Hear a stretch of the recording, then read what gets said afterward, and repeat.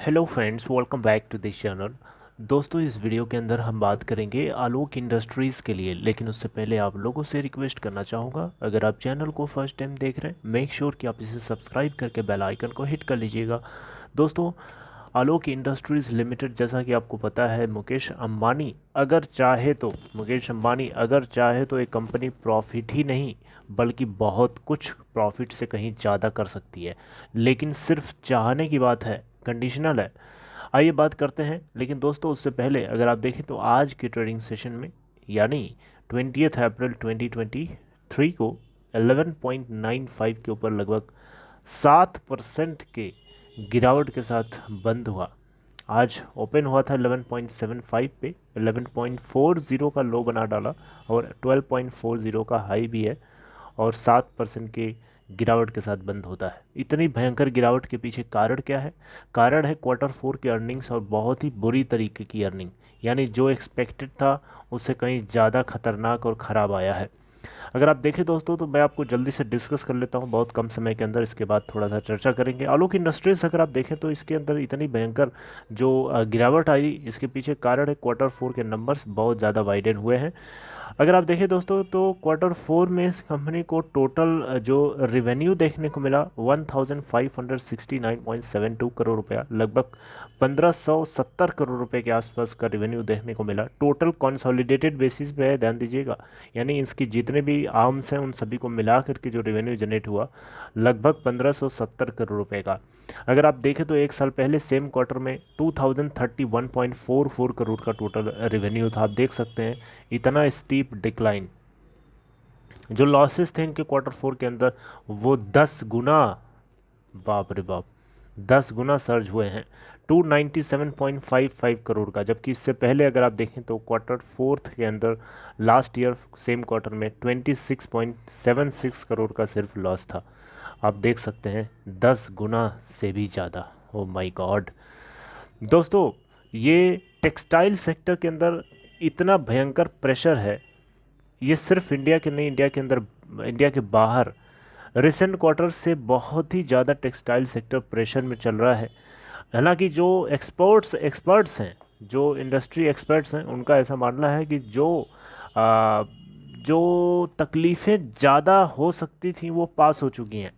मेरा मतलब है कि जो वर्स्ट था, जो खतरनाक था, वो पीछे हो चुका है। अब आने वाले टाइम में ऐसा बताया जा रहा है कि अब बेटर सिचुएशन हो सकती है, डिमांड फिर से रिक्रिएट हो सकती है। यहाँ पे अगर आप देखें तो जो एक्सपोर्ट रहा है पिछले कुछ क्वार्टर्स में, डिमांड डिक्लाइन होने की वजह से गिरा है बहुत तेज़ी से, और इसी का नतीजा यहाँ पे आप देख सकते हैं।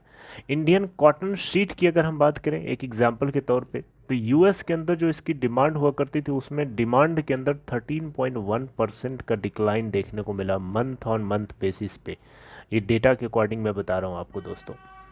राइट। तो दोस्तों, अगर आप देखें तो ये एक्सपर्ट्स का मानना है कि आने वाले टाइम में डेफिनेटली जो डिमांड में जो गिरावट हुई है, जो फॉल हुआ है, वो यू नो फिर से ग्रोथ होना, उसकी उसकी शुरुआत होगी। ये जो इंडस्ट्री एक्सपर्ट्स हैं, इनके जो इंडस्ट्री चेक्स हैं, ये सजेस्ट करते हैं कि जो पेनफुल पार्ट था ग्लोबल डी स्टॉकिंग का, वो पास हो चुका है, पीछे छूट चुका है, और होम टेक्सटाइल स्पेस के अंदर फिर से डिमांड रिकवरी हमें स्टार्ट होते हुए देखने को मिलेगी। लेकिन कब से देखने को मिलेगी, सवाल उठता है ना दिमाग में। तो जेएम फाइनेंशियल की तरफ से बताया गया कि सेकेंड क्वार्टर के बाद, यानी first half of financial year 2024 जो कि स्टार्ट हो चुका है, जिसका फर्स्ट क्वार्टर चल रहा है, इसके सेकेंड क्वार्टर के एंड से ऐसा माना जा रहा है कि डिमांड फिर से रिकवर होना शुरू हो जाएगी, यानी फर्स्ट हाफ के बाद से। रही बात एंटीरिया की, तो दोस्तों, मुकेश अंबानी का घर आपको पता है, इतना महंगा घर, इतना दुनिया का महंगा घर किसी के पास नहीं है। लेकिन दुख की बात यह है कि उस महंगे घर के अंदर सुना है कि उनको अशुभ है, जिसकी वजह से वो रहते नहीं है शायद।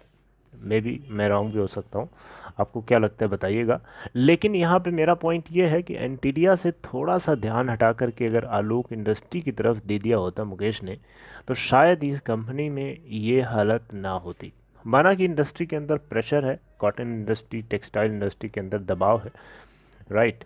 तो उस दबाव के बावजूद भी इनकी और भी मार्केट्स हो सकती हैं। इंडिया की जो मार्केट है उसमें तो बढ़िया कर सकते हो, राइट। ग्लोबल मार्केट में चलो ठीक है, डिमांड नहीं है, कम है, लेकिन एंटीलिया से थोड़ा ध्यान हटे तब तो। एंटीलिया इतना महंगा घर, थोड़ा सा इधर भी चंदा दे दो मुकेश अंबानी, जिससे इस कंपनी के स्टेक होल्डर्स को थोड़ी सी राहत मिल जाए। कब तक तपते रहेंगे, कब तक जलती हुई आग में झुलसा रहे हो? क्योंकि पिछले कई क्वार्टर से मैं देख रहा हूँ इस कंपनी का स्टॉक 1920 के राउंड राउंड चलता था, और उससे ऊपर जाने की बजाय उसका आधा हो चुका है। बहुत ही दुखदाई सिचुएशन है, बहुत ही पेनफुल सिचुएशन है। दोस्तों, आपको क्या लगता है? अपना point of view comment box में छोड़िएगा, मैं उसके ऊपर फिर से चर्चा करूंगा, इस कंपनी के ऊपर फिर से चर्चा करूंगा। फ्रिक्वेंटली हम इसके ऊपर बात करेंगे। और मैं पिछले कुछ महीनों से मिसिंग रहा हूँ, जिसकी वजह से मैं आप लोगों से चर्चा नहीं कर पाया इस पर। अब चर्चा इस पर मेरी रहेगी आपसे। Okay friends, see you next time, take care.